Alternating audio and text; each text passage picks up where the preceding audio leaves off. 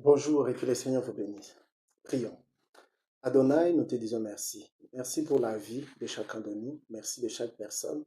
Merci pour chaque personne qui est connectée. Merci pour chaque personne qui se connecte. Merci pour ta faveur et ta grâce que tu renouvelles en notre faveur chaque matin. Merci de répandre ton amour avec abondance.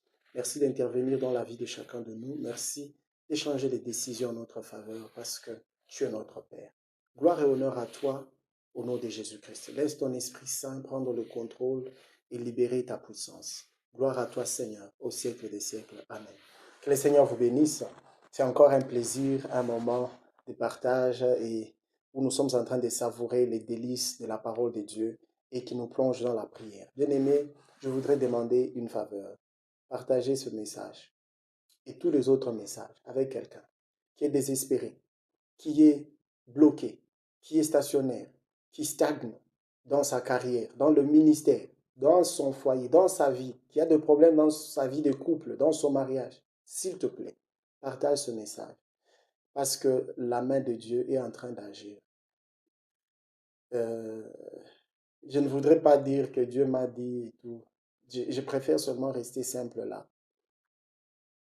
Mais je te supplie, partage ce message. Ne le garde pas pour toi-même, ne le partage pas pour me rendre populaire, mais partage-le parce que quelqu'un a besoin de savoir que Dieu peut changer les décisions. Dieu peut changer sa situation. Dieu peut l'exaucer. Quel que soit son état. Nous avons partagé des moments ici, des messages ici qui montrent que des gens qui étaient terriblement dans les péchés, mais qui ont prié et Dieu les a exaucés. Et il y a aussi des gens qui ont prié, pas parce qu'ils étaient dans les péchés, le mal est tombé sur eux. Ils ont aussi prié et Dieu a changé des décisions. Alors, s'il te plaît, partage.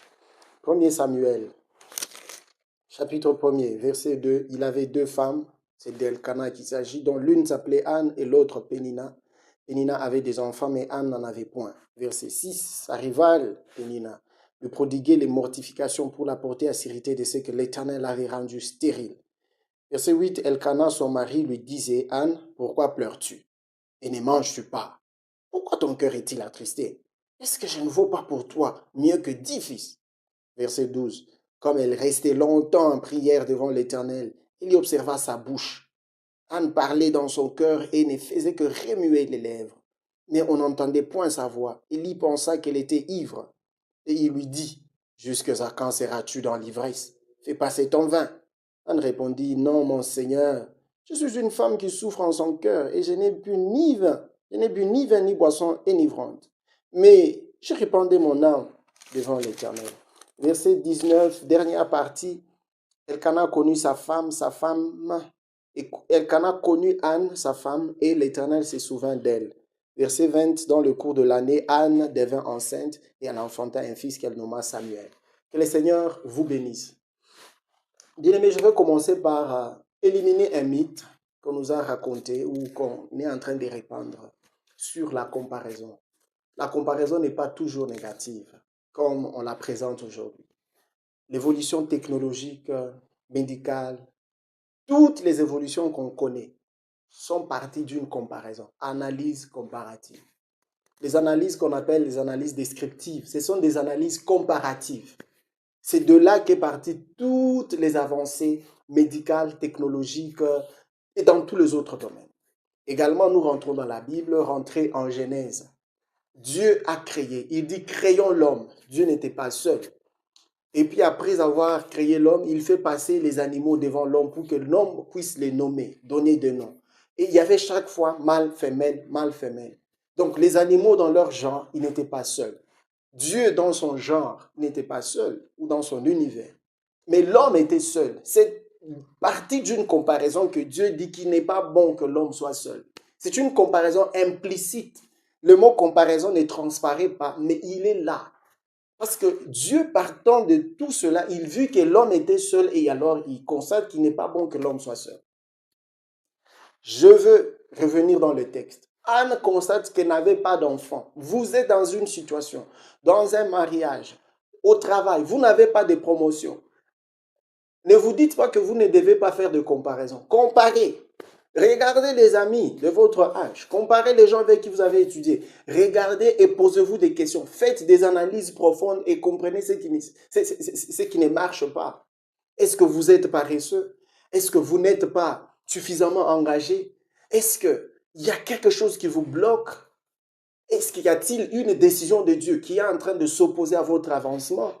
Vous devez vous poser des questions et vous ne vous poserez pas de bonnes questions si vous ne faites pas une analyse descriptive approfondie. Et je l'ai dit, c'est une analyse comparative. Il y a des standards dans chaque domaine. Il y a des standards dans chaque société. Et quand vous regardez que vous êtes en deçà de ce standard-là, vous devez vous poser des questions.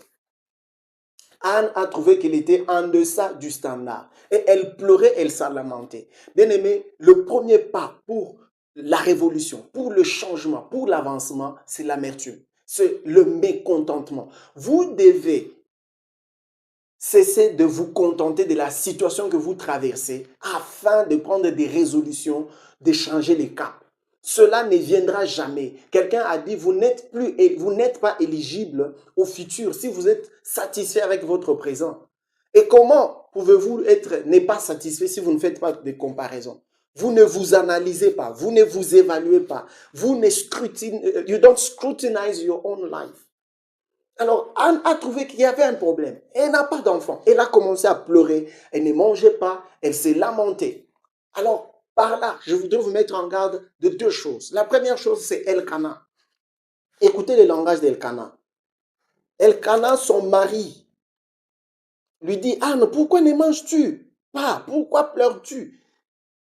Pourquoi ton cœur est-il attristé? Est-ce que je ne vaux pas pour toi mieux que 10 fils? Bien aimé, je l'ai dit. La tristesse, le mécontentement, c'est le premier pas au décollage. Vous devez vous sentir mal à l'aise dans cette situation de médiocrité-là pour prendre des décisions de partir, pour trouver des moyens de vous en sortir. Sinon, vous allez rester là. Mais regardez Elkana, il vient casser cet élan-là. Il vient lui dire, je vaux plus que 10 fils pour toi. Est-ce que cela est vrai? Bien aimé, soyons sérieux. Est-ce qu'un fils peut être remplacé par un père? Ou un père peut-il être remplacé par un fils?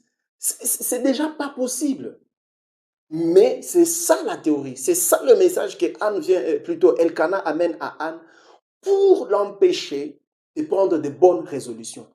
Je te le dis, dans ta vie, des gens comme Elkana viendront. Ils te diront, non, d'ailleurs, tu es quand même bien, tu es quand même stable, tu manges quand même, tu y as quand même étudié, tu as quand même ça, tu as quand même ça.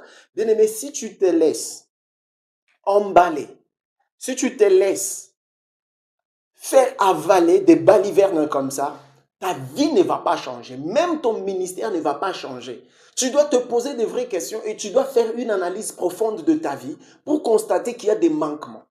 Donc, toutes les balivernes qu'on nous amène pour nous choyer, nous amadouer, casser notre dynamique et notre élan, nous devons les piétiner. Nous devons les rejeter. Nous devons rejeter cela afin d'avancer. Nous sommes appelés à progresser. Nous sommes appelés à produire. Nous sommes appelés à être fruitful, fertile dans ce que nous faisons. La fécondité est notre partage. Nous sommes des enfants de Dieu. Parmi les premières bénédictions que Dieu donne à l'homme, il dit, sois fécond et multiplie. Si tu n'es pas fécond dans la carrière, tu n'es pas fécond dans le ministère, tu n'es pas fécond dans les business, c'est déjà un problème. Et comment tu sauras que tu n'es pas fécond si tu ne fais pas de comparaison? Alors, ceux qui viennent t'amadouer là, tu dois rejeter leurs conseils. Je ne dis pas que tu dois les rejeter eux, mais rejette leurs conseils, parce que ça ne va pas te servir. Deuxième chose, ce sont des gens qui viendront te dire, là c'est les sacrificateurs Élie, qui viennent dire à Anne, tu es folle, tu es ivre, tu en fais de trop, tu exagères. Les gens te diront ça, tu es trop sévère, tu es trop dur avec toi-même, tu es trop dur avec toi-même, tu es perfectionniste. Bien-aimé, ces gens qui viennent t'accuser pour te culpabiliser, ils viennent avec un seul but. Peut-être eux ne le réalisent pas, mais le but, ça sera de casser ton élan, ça sera de casser les décisions que tu prends, les nouvelles résolutions que tu prends pour changer ta condition, pour progresser, pour avancer autrement. Même dans ta vie chrétienne, aujourd'hui, on est devenu trop tolérant. On est tolérant en tout. On ne veut pas être discipliné. Et quand tu essayes de te discipliner, de marcher correctement, de faire des choses correctement. On te dira, tu es trop sévère, tu es trop dur, tu exagères. Dès qu'on a dit là-bas, tu es ivre, tu es fou. Tu penses que cela, c'est possible. Toi, tu penses que c'est toi qui vas changer les choses. Tu penses que c'est toi qui feras ça et ça. Bien aimé, ça vient pour casser votre dynamique. C'est ce que le sacrificateur Élie faisait contre Anne. C'est ce qu'il faisait. Casser la dynamique de Anne.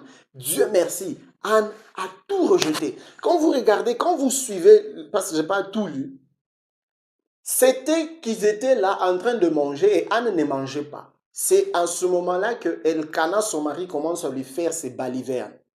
Elle a quitté la table, alors elle est partie pour commencer à prier. Et elle a tellement prié. Je le lis, verset 12. La Bible dit, comme elle restait longtemps en prière. Je l'ai dit ici, faites de prières de qualité en quantité. Que personne ne vous trompe. Faites de prières de qualité en quantité. Ce n'est pas en priant beaucoup qu'on change la décision de Dieu. Mais on a vu aussi qu'en priant beaucoup, les gens ont amené Dieu à changer ses décisions. Dieu écoute les prières. Et parfois, Dieu veut que les gens prient beaucoup. Parce que demandez-vous pourquoi Jésus devrait faire 40 jours et 40 nuits dans le désert. Pourquoi? Pourquoi? Donc, il y a besoin de qualité et de quantité. Elle est restée longtemps en prière. Elle a prié et le sacrificateur a trouvé que ça, c'est anormal. Oui, tu dois atteindre à un niveau où tu commences à faire des sacrifices anormaux. Les gens, quand ils te regardent, ils disent tu n'es plus normal. Les gens, quand ils te regardent, comment tu cherches, comment tu pries, comment tu travailles, comment tu t'investis dans ton business, comment tu t'investis dans la vie chrétienne, on dit tu exagères. Tu es fou. Il faut arriver à ce niveau-là. Si vous avez besoin d'un déclic dans votre vie, dans votre carrière, dans votre ministère, vous devez arriver au niveau où on ne vous trouve plus normal. Bien aimé, les gens qui réussissent ne sont pas des gens normaux. Les gens qui, ce qu'on appelle en anglais outstanding people, ils font aussi des sacrifices qui vont au-delà de ce qui est normal. Ne vous attendez pas à des résultats qui vont au-delà du normal en faisant des choses normales. Ça n'existera pas. Anne est allée au-delà du normal. Alors, le sacrificateur a pensé qu'elle était ivre. Faites attention avec ces gens-là et engagez-vous. Bien-aimés, nous parlons ici, dans les prières qui ont changé des décisions de Dieu, il n'y a que deux choses ici.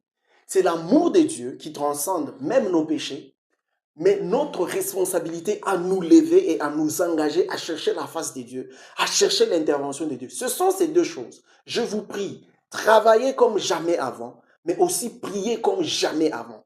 Engagez-vous dans vos études comme jamais avant, mais priez aussi comme jamais avant.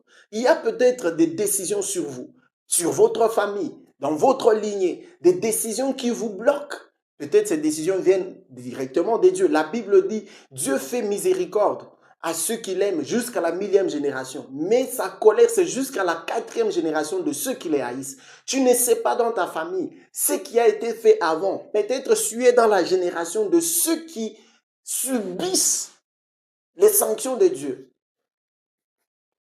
Mais si tu ne te lèves pas pour la prière, ces décisions-là ne vont pas changer. Et comme nous l'avions dit, Anne a prié et Dieu s'est souvenu d'elle. Est-ce que Dieu est amnésique? Dieu oublie-t-il? Dieu n'oublie pas.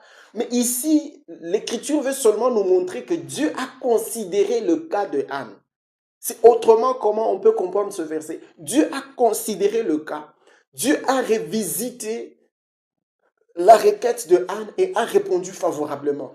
Anne a conçu, Anne a eu un enfant. Je te dis, dans ta vie, quelle que soit la situation que tu traverses, ne baisse pas le bras. Ce n'est pas encore fini, tu n'es pas encore mort. Aussi longtemps que tu es encore en vie, je te prie, lève-toi et prie comme jamais avant. Lève-toi, cherche ce que tu veux trouver comme jamais avant. Si tu cherches du travail, cherche-le comme jamais avant. Et prie comme jamais avant. Tu cherches la progression dans ton business, dans ta vie chrétienne. Tu veux avoir une vie chrétienne où tu es fier de marcher avec le Seigneur. Tu peux sentir sa présence. Tu as besoin de passer beaucoup de temps. Tu as besoin d'investir le temps pour cela. Bien-aimé, je veux que tu te lèves. Je veux que tu t'engages. Prie. Tu as un problème de stérilité. Tu as un problème de stérilité dans tout le domaine, dans le domaine professionnel, dans la carrière, dans le business, dans le mariage, lève-toi et prie. Anne a prié. Le sacrificateur était là. Il n'a même pas constaté que cette femme avait des problèmes. Pourtant, il voyait que Elkanah avait 2 femmes. L'une avait 2 enfants, l'autre n'en avait pas. Ça n'avait jamais fait l'objet de ses inquiétudes. Bien-aimé, ne pense pas que le pasteur, quand il te regarde, le prophète, quand il te regarde, de tout de suite là, il prend ton fardeau, il met sur lui. Tu dois te réveiller. Tu dois te lever. C'est lorsque tu vas te lever que tu verras que le secours viendra. C'est lorsqu'elle s'est plongée dans la prière que le sacrificateur lui a dit, lève-toi maintenant, que Dieu exauce ta prière. Le sacrificateur est intervenu en ayant vu son engagement, sa détermination. Bien-aimé, je te prie, lève-toi, ne baisse plus le bras, engage-toi. Les décisions qui te font souffrir, Dieu va les changer. Les décisions qui te font pleurer, Dieu va les changer. Les décisions qui t'humilient, Dieu va les changer. Prions ensemble. Oh Dieu, nous croyons fermement que tu écoutes les prières. Nous croyons fermement que tu changes les décisions en notre faveur. Et nous prions. Toi qui as changé les décisions en faveur de Anne, elle a conçu. Pas une fois, même plusieurs fois. Parce qu'elle a prié. Nous croyons que nos prières vont faire la même chose. Parce que tu n'as pas changé. Tu es Dieu qui écoute les prières. Tu es Dieu. Tu es prêt à nous exaucer. Tu es prêt à nous répondre. Éternel, réponds-nous encore. Réponds mon frère. Réponds ma soeur. Réponds ce couple. Réponds cet homme qui investit. Réponds cet homme dans ses entreprises. Interviens, Seigneur. Et que les décisions qui nous faisaient pleurer soient changées. Que les décisions qui nous retenaient soient changées. Que les décisions qui nous amenaient dans l'humiliation, dans l'opprobre soient changées. Pour ta gloire et pour notre bien. Au nom de Jésus-Christ. Que le Seigneur vous bénisse. À la prochaine.